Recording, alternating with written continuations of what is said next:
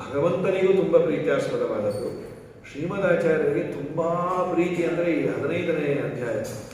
ತಮ್ಮ 4-5 ಗ್ರಂಥಗಳಲ್ಲಿ ಅದನ್ನು ಆಸ್ ಇಟ್ ಈಸ್ ವ್ಯಾಖ್ಯಾನ ಮಾಡಿಬಿಟ್ಟಿದ್ದಾರೆ. ಕಾರಣ ಇಷ್ಟೇ, ಸ್ವಚ್ಛವಾಗಿ ದೇವರು ಸರ್ವೋತ್ತಮ ಜೀವನಲ್ಲ ಅನ್ನುವ ಮಾತುಗಳಲ್ಲಿ ತುಂಬ ಕ್ಲಿಯರ್ ಆಗಿ ದೇವರು ಹೇಳಿದ್ದಾರೆ. ದ್ವಾಮಿಮೌ ಪುರುಷೌ ಲೋಕೆ ಕ್ಷರಶ್ಚಾಕ್ಷರ ಏವ ಚ ಕ್ಷರಃ ಸರ್ವಾಣಿ ಭೂತಾನಿ ಕೂಟಸ್ಥೋ ಅಕ್ಷರ ಉಚ್ಯತೆ ಉತ್ತಮ ಪುರುಷಸ್ಥೋ ಅನ್ಯಃ ಪರಮಾತ್ಮೇತ್ಯುದಾಹೃತಃ. ತುಂಬ ಸಂತೋಷ ಅಂತ ದೇವರಿಗೆ, ಪುರುಷೋತ್ತಮ ಯೋಗ ಅಂತ ಇದನ್ನು ಹೇಳಿದರೆ ದೇವರಿಗೆ ತುಂಬ ಪ್ರೀತಿ. ಪ್ರಾರಂಭದಲ್ಲಿ ಶ್ರೀ ಭಗವಾನ್ ವಾಚ ಊರ್ಧ್ವಮೂಲಂ ಅಧಃಶಾಖಂ ಅಶ್ವತ್ಥಂ ಪ್ರಾಹುರವ್ಯಯಂ ಛಂದಾಂಸಿ ಯಸ್ಯ ಪರ್ಣಾನಿ ಯಸ್ತಂ ವೇದ ಸ ವೇದವಿತಿ. ಏನು ಮೇಲು ನೋಟಕ್ಕೆ ಅರ್ಥ ಆಗುವುದಿಲ್ಲ. ಊರ್ಧ್ವ ಮೂಲಂ, ಮೂಲ ಅಂದರೆ ಬೇರು, ಮೇಲೆ ಬೇರು ಕೆಳಗೆ ಟೊಂಗೆ. ಯಾರೋ ಅಂದರು ಯಾವುದೋ ಮಳೆ ಬಂದು ಮರ ಉಲ್ಟಾ ಪಲ್ಟಾ ಆಗಿರ್ಬೇಕ್ರಿ, ಅದಕ್ಕೆ ಮೇಲೆ ಬೇರು ಕೆಳಗೆ ಟೊಂಗೆ. ಇಲ್ಲ, ಊರ್ಧ್ವ ಅಂದರೆ ಎಲ್ಲರ ಮೇಲೆ ಇರುವಂತಹ ಭಗವಂತ, ಅವನು ಈ ಜಗತ್ತೆಂಬ ವೃಕ್ಷಕ್ಕೆ ಮೂಲ, ಬೇರು, ದೇವರೇ ಬೇರು. ಊರ್ಧ್ವ ಅಂದರೆ ಅದಕ್ಕೆ ಆಚಾರ್ಯರು ಕೆಲವು ಮಾತುಗಳನ್ನು ಊರ್ಧ್ವ ಪವಿತ್ರೋ ವಾಜನೀವ ಅಂತ ಮಾತುಗಳನ್ನು, ಎಲ್ಲಕ್ಕಿನ್ನ ಮೇಲಿರುವ, ಎಲ್ಲರಕ್ಕಿನ್ನ ಮೇಲಿರುವ ದೇವರಿದಾನಲ್ಲ ಅವನು ಬೇರು. ಬೇರಿದ್ರೆ ಮರ, ಬೇರೆ ಇಲ್ಲ ಅಂದರೆ ಮರ ಇಲ್ಲ, ಸರಿ. ಆಮೇಲೆ ಟೊಂಗೆಗಳ್ಯಾವರು? ಕೆಳಗಿನವರು ಟೊಂಗೆಗಳಂತೆ. ಬ್ರಹ್ಮಾದಿ ದೇವತೆಗಳು ಈ ಗಿಡದ ಜಗತ್ತಿನ ಟೊಂಗೆಗಳು. ಇದಕ್ಕೆ ಅಶ್ವತ್ಥ ಅಂತ ಕರೆದಿದ್ದಾರೆ ಜಗತ್ತಿಗೆ. ಯಾಕೆ ಅಶ್ವತ್ಥ? ಅಶ್ವತ್ಥ ಅಂದರೆ ನಿಮಗೆ ತಿಳಿದಿರೋದು ಯಾವುದು? ಅರಳಿ ಮರ. ಇದಕ್ಕೆ ಯಾಕೆ ಅಶ್ವತ್ಥ ಅಂದಿದ್ದು? ಆಶುಗತಿತ್ವ. ತುಂಬ ಚೇಂಜಸ್ ಇದೆ ಜಗತ್ತಿನಲ್ಲಿ, ವೆರಿ ರ್ಯಾಪಿಡ್ ಚೇಂಜ್. ಈ ಮಠದಲ್ಲೇ ಇರುತ್ತೆ, ಒಂದೊಂದು ಸಲ ಬಂದಾಗ ಒಂದೊಂದು ಥರ ಬಿಲ್ಡಿಂಗ್ ಆಗಿರುತ್ತೆ. ಹಿಂದಿನ ಮುಂದೆ ಹಿಂದೆ. ಇಲ್ಲಿ ಪರ್ಮನೆಂಟ್ ಆಗಿರೋದು ಅಂದರೆ ರಾಯರು ಒಂದೇ, ಇಲ್ಲಾಂದರೆ ಅಡುಗೆ ಮನೆ ಆ ಕಡೆ ಇದ್ದು ಮೇಲೆ ಕೆಳಗೆ ಅಂತೂ ನಿರಂತರ ಕೆಲಸ ಮಾಡ್ತಾ ಇರ್ತಾರೆ. ಅಂತೂ ಚೇಂಜ್ ಎಲ್ಲ ಕಡೆ ಇರುತ್ತೆ, ನಮಗೆ ಕೆಲವು ಗೊತ್ತಾಗೋದಿಲ್ಲ. ಇಲ್ಲೇ ಭಗವದ್ಗೀತೆಯಲ್ಲೇ ವಿಶ್ವರೂಪ ದರ್ಶನದ ಸಂದರ್ಭದಲ್ಲಿ ಒಂದು ಪ್ರಶ್ನೆ ಮಾಡಿದ್ದಾರೆ. ಅರ್ಜುನ ಎಲ್ಲರನ್ನ ಕೃಷ್ಣನ ಬಾಯಲ್ಲಿ ಸಿಕ್ಕಾಕೊಂಡಿದ್ದಾರೆ ಅಂತ ನೋಡಿದ. ಕೃಷ್ಣ, ನಿನ್ನ ದೇಹದಲ್ಲಿ ಭೀಷ್ಮಾಚಾರ್ಯ, ದ್ರೋಣಾಚಾರ್ಯ, ಕೃಪಾಚಾರ್ಯ ಇವರೆಲ್ಲರನ್ನ ನೀನು ಅಗಿತಾ ಇರೋದು, ಅವರೆಲ್ಲ ಪ್ರಾಣತ್ಯಾಗ ಮಾಡ್ತಾ ಇರೋದು ನಾನು ನೋಡ್ತಾ ಇದ್ದೇನೆ ಅಂತ ಅಂದ. ಇದರ ಮೇಲೆ ಒಂದು ಪ್ರಶ್ನೆಯನ್ನು ಮಾಡಿಕೊಂಡಿದ್ದಾರೆ. ಇದು ಅರ್ಜುನನಿಗೆ ಮಾತ್ರ ಕಾಣಿಸ್ತು, ಬೇರೆಯವ್ರಿಗೆ ಯಾಕೆ ಕಾಣಿಸಿಲ್ಲ? ಅನೇಕ ಜನ ಇದ್ರಲ್ವಾ, ಯಾಕೆ ಕಾಣಿಸಿಲ್ಲ? ಅರ್ಜುನನಿಗೆ ಮಾತ್ರ ಕಂಡದ್ದು ಹೇಗೆ ಅಂದರೆ ಆಚಾರ್ಯರು ಹೇಳ್ತಾರೆ. ಅಲ್ಲಿ ಒಂದು ಗೀತಾ ರಾಘವೇಂದ್ರ ಸ್ವಾಮಿಗಳು ಒಂದು ಪುಟ್ಟ ಕಥೆಯನ್ನು ಹೇಳ್ತಾರೆ. ಆಚಾರ್ಯರು ಹೇಳಿದ್ದನ್ನು, ತುಂಬ ಸೂಕ್ಷ್ಮ ದೃಷ್ಟಿ ಇದ್ದವರಿಗೆ ಮುಂದಾಗೋದು ಗೊತ್ತಾಗತ್ತೆ. ಏನೋ ಗೊತ್ತಿಲ್ಲ, ಹಿಂದೆಲ್ಲ ಹೇಳೋರು. ಈಗ ನಾವು ಆದ್ಮೇಲೆ ಅಂತಿರ್ತೇವಲ್ಲ, ನ್ಯಾಷನಲ್ ಡ್ಯಾಮಸ್ ಹೀಗೆ ಹೇಳ್ದ, ಹಾಗೆ ಹೇಳ್ದ, ಕೈವಾರ ತಾತ ಹಾಗೆ ಹೇಳಿದ್ರು, ಹೀಗೆ ಹೇಳಿದ್ರು. ತುಂಬ ಸೂಕ್ಷ್ಮ ದೃಷ್ಟಿ ಇದ್ದಂತಹ ಭಗವಂತನ ಅನುಗ್ರಹ ಪಡೆದ ಜ್ಞಾನಿಗಳು ಹೀಗಾಗತ್ತೆ, ಹೋಗಬೇಡ. ಕೆಲವರ ಅನುಭವ ಇಲ್ಲ, ನಮಗೆ ಸ್ವಾಮಿಗಳ ಮಂತ್ರಾಖ್ಯತೆ ಕೊಡಲಿಲ್ಲ, ಹೋಗದೇ ಇದ್ದೆ ಒಳ್ಳೆಯದಾಯಿತು. ಇನ್ನೇನೋ ಅವತ್ತು ಯಾರೋ ಮನೆಯಲ್ಲಿ ತಂದೆಯೋ ತಾಯಿಯೋ ಹೋಗಬೇಡ ಅಂದರು, ಹೋಗದೇ ಇದ್ದಿದ್ದು ಒಳ್ಳೆಯದಾಯಿತು. ನಿನಗೇನೋ ಕೆಟ್ಟದ್ದಾಗತ್ತಪ್ಪ, ಹೋಗಬೇಡ ಅಂತ ಕೆಲವರು ಅದನ್ನು ಹೇಳಿಯೇ ತಡೆದಿರೋರಂತ. ಬೇಡ, ಇವತ್ತು ಹೋಗೋದು ಬೇಡ, ಇವತ್ತು ಯಾಕೋ ನಿನಗೆ ಕೆಟ್ಟದ್ದಾಗೋದಿದೆ, ಅದು ಏನು ಅಂತ ಹೇಳೋದಿಲ್ಲ. ಹೀಗಾದಂಥ ಅನೇಕ ಘಟನೆಗಳಿದ್ದಾವೆ. ಮುಂದಾಗೋದು ಗೊತ್ತಾಗತ್ತೆ. ಅರ್ಜುನನಿಗೂ ಸೂಕ್ಷ್ಮ ದೃಷ್ಟಿಯನ್ನು ದೇವರು ಕೊಟ್ಟಿದ್ದ. ಯಾಕೆಂದ್ರೆ ನನ್ನ ವಿಶ್ವರೂಪ ನೋಡಲಿಕ್ಕೆ ಈ ಕಣ್ಣು ಸಾಕಾಗೋದಿಲ್ಲ, ದಿವ್ಯಂ ದದಾಮಿ ತೇ ಚಕ್ಷು ಅಂತ ಕೊಟ್ಟಿದ್ದ. ಸರಿ, ಒಂದು ಕಥೆಯನ್ನು ಹೇಳ್ತಾರೆ, ಪುಟ್ಟ ಕಥೆ. ಪುರೂರವ ಅಂತ ಒಬ್ಬ ರಾಜ. ಆ ಪುರೂರವ ಅನ್ನೋ ರಾಜನಿಗೆ ತಾರುಣ್ಯ ತುಂಬ ವರ್ಷ ಮೇಂಟೈನ್ ಮಾಡ್ಕೋಬೇಕು ಅಂತ ಅಪೇಕ್ಷೆ. ತುಂಬ ವರ್ಷ ಚಿಕ್ಕದ ಯಂಗ್ ಅಂಡ್ ಎನರ್ಜೆಟಿಕ್ ಆಗಿ ಕಾಣಬೇಕು ಅಂತ ಅವನೊಂದು 50-100 ಲೋಷನ್ನಲ್ಲಿ ಸ್ನಾನ ಮಾಡೋರಂತೆ. ಆ ಕಾಲದಲ್ಲೇ 50 ಬಗೆಯ ಲೋಷನ್ಸ್. ಅವನ ಮನೆಗೆ ಚೆಕಪ್ಗೆ ಬರ್ತಾ ಇದ್ದ ಡಾಕ್ಟರ್ಸ್ ಯಾರು ಅಂದರೆ ಅಶ್ವಿನಿ ದೇವತೆಗಳು. ಹೇಗಿರಬೇಡ ಅವನ ವೈಭವ. ಒಂದಿನ ಬೆಳಗ್ಗೆನೆ ಬಂದ್ಬಿಟ್ಟೆ, ಇವನಿನ್ನೂ ಸ್ನಾನವೇ ಆಗಿಲ್ಲ. ಯಾವಾಗ ಸ್ನಾನ ಆಗಿಲ್ಲ ಅವನಿಂದ ಹೀಗೆ ಚೆಕಪ್ ಬಂದ್ಬಿಟ್ರ. ಹೌದು, ದಯಮಾಡಿ ಬೇಡ, ನಾನು ಸ್ನಾನ ಮಾಡ್ಕೊಂಡು ಬರ್ತೀನಿ, ಆಮೇಲೆ ನೀವು ಬೇಕಾದ್ರೆ ಚೆಕಪ್ ಮಾಡಿ. ಯಾಕೆ ಅಂದರೆ ಈಗ ನೀವು ನೋಡಿದ್ರೆ ನಂಗೆ ವಯಸ್ಸಾಗಿದೆ ಅಂತ ಬರೆದು ಬಿಡ್ತೀರಿ, ಮೇಕಪ್ಪೇ ಇಲ್ಲ ನನಗೆ. ಅವ್ರು ಅಂದರು, ಒಂದು ಕೆಲಸ ಮಾಡು, ಸ್ನಾನ ಮಾಡ್ಕೊಂಡು ಬಾ, ನಾವು ಒಂದು ರಿಪೋರ್ಟನ್ನು ಈಗೂ ಬರೀತೀವಿ, ಆಮೇಲೂ ಬರೀತೀವಿ, ಈ ಬ್ಲಡ್ ಚೆಕಪ್ ಇದ್ದಾಗೆ, RBC PBC ಇದ್ದಾಗೆ. ಹಾಗಾಗಿ ರ್ಯಾಂಡಮ್ ಬ್ಲಡ್ ಶುಗರ್ ಒಂದು, ಆಮೇಲೆ ಫಾಸ್ಟ್ ಬ್ಲಡ್ ಶುಗರ್, ಹಸಿವು ಇದ್ದಾಗ ಒಂದು, ತಿಂದಾದ್ಮೇಲೆ ಒಂದು, ಸ್ನಾನದ ಮುಂಚೆ ಒಂದು, ಸ್ನಾನ ಆದಮೇಲೆ ಒಂದು, ಬಟ್ ಎರಡು ಫೀಸ್ ಒಂದೇ ಆಯಿತು. ಒಂದು ಚೆಕಪ್, ಒಂದು ಮೆಡಿಕಲ್ ಇದನ್ನು ಬರೆದಿತ್ತು ರಿಪೋರ್ಟ್ ಸ್ನಾನದ ಮುಂಚೆ. ಅವನೊಂದು 2 ಗಂಟೆ ಬಿಟ್ಟು ಸ್ನಾನ ಮಾಡಿ ಫಸ್ಟ್ ಕ್ಲಾಸ್ ಮೇಕಪ್ ಮಾಡಿಕೊಂಡು ಬಂದ. ನಾ ಸತ್ಯ ದಸರು ಪರಸ್ಪರ ಅವ್ರ ಮುಖ ಇವರು, ಇವ್ರ ಮುಖ ಅವರು ನೋಡಿಕೊಂಡು ನಕ್ಕದ್ರು. ಅವನಂದ, ಫಸ್ಟ್ ಬರೆದಿರೋದು ರಿಪೋರ್ಟ್ ತಪ್ಪಾಗಿದೆ ಅಲ್ಲ, ವಯಸ್ಸಾಗಿದೆ ಅಂತ ಬರೆದಿದ್ವಿ. ಇಲ್ಲಪ್ಪ, ಸ್ನಾನದ ಮುಂಚೆ ಹುಡುಗ ಇದ್ದಾಗಿದ್ಯೋ, ಸ್ನಾನ ಆಗಿ ಬರೋದ್ರಲ್ಲಿ ಮುದುಕ ಆಗ್ಬಿಟ್ಟೆಲ್ಲ. ಅಲ್ಲ, ನಾ ಮುದುಕ ಅನ್ನ, ಒಂದೊಂದು ಕ್ಷಣಕ್ಕೆ ವೃದ್ಧಾಪ್ಯ ಬರುತ್ತಂತೆ. ಒಂದೊಂದು ಕ್ಷಣಕ್ಕೆ ದೇಹ ಡಿಟಿರಿಯರೇಟ್ ಆಗುತ್ತೆ. ಹೋದ ವರ್ಷ ಇದ್ದ ಶಕ್ತಿ ಈಗಿಲ್ಲ ಅಲ್ಲ, ಹೋದ ಅವರಲ್ಲಿದ್ದದ್ದು ಈಗಿಲ್ಲ. ಪುಣ್ಯಕ್ಕೆ ನಮಗೆ ವಯಸ್ಸಾದದ್ದು ಕಾಣಲ್ಲ, ಬದುಕಿದ್ದೀವಿ ಒಂದೊಂದು ಕ್ಷಣಕ್ಕೂ. ಬಟ್ ನಮ್ಮನ್ನ ಅಪರೂಪಕ್ಕೆ ನೋಡಿದವ್ರು ಗೊತ್ತಾಗಿಬಿಡುತ್ತೆ, ತುಂಬಾ ದಿನ ಬಿಟ್ಟು ನೋಡ್ತಾರಲ್ಲ. ನೀವು ಅವರೇನಾದ್ರು ಹೂನ್ರಿ, ಅಯ್ಯೋ ಗೊತ್ತೇ ಆಗಲ್ಲಪ್ಪ. ಕೆಲವರು ಬೋಲ್ಡಾಗಿ ಹೇಳೇ ಬಿಡ್ತಾರೆ, ಹಿಂಗೆ ಹೇಳ್ತೀನಿ ಅಂತ ತಿಳ್ಕೊಬೇಡ್ರಿ, ನಿಮ್ಮ ತಾತ ಇದ್ದಾಗ ನೀವಿದ್ದೀರಿ ಅಂತ. ನಮ್ಮ ತಾತನ್ನೇ ನಮಗೆ ಕಂಪೇರ್ ಮಾಡಿ ನಿಮ್ಮ ತಾತ ಇದ್ದಾಗ ನೀವಿದ್ದೀರಿ, ಇನ್ನು ಮೈ ಹೊರದೋಗುತ್ತೆ, ಬಾಯಿ ಮುಚ್ಚರಿ, ನಾವು ಹಾಗೆಲ್ಲ ಅನ್ನಬಾರ್ದು. ಸರಿ, ಕಾಣಿಸ್ತಾ ಇದ್ದೀರಲ್ಲ, ಕ್ಷಣ ಕ್ಷಣಕ್ಕೆ ನಮಗೆ ವೃದ್ಧಾಪ್ಯ ಬರುತ್ತೆ, ಸೂಕ್ಷ್ಮ ದೃಷ್ಟಿಯವರು ಕಾಣುತ್ತೆ.